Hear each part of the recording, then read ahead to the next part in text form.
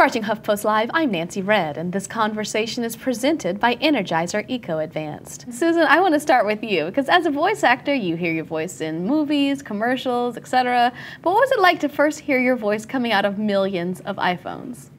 Creepy. Extremely creepy. You're right. I was used to hearing my voice in radio and television commercials, documentaries, all kinds of different things like that. But to actually have my voice coming out of a miniature computer phone and that would interact with me, you know, as I would like to say, that I talk to myself enough as it is without talking to the phone. So it was pretty strange. It took a little getting used to. You weren't even sure they were going to use you, right? How did you find out you were the voice of Siri? I found out when a fellow voice actor emailed me and said, "Hey, we're playing around with this new iPhone. Isn't this you?"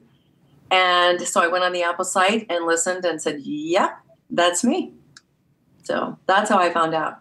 What made it so groundbreaking? When we think of talking to our phone, we arguably think of you and Siri. Well, basically, you have to remember the digital voices that came before Siri. And these digital voices are basically called concatenated voices. The voice actor reads thousands of sentences and phrases that are created solely for sound combinations, trying to get every sound combination in the language, after which technicians go in and extract sounds and reform new phrases and sentences. And it's those phrases and sentences that end up on the devices.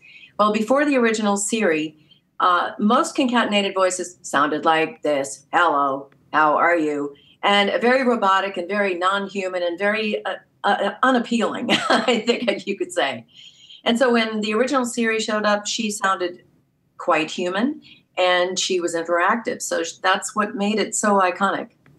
Well, it made it iconic, but did it make it to your usage? Do you use Siri, Susan?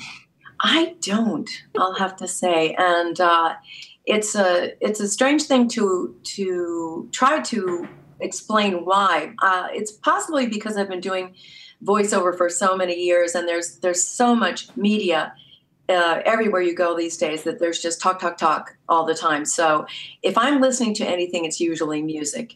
And if I do need to ask something, you know, some sort of device for a direction, then I will. But that's usually the only case that I use it. In the only case that I use it.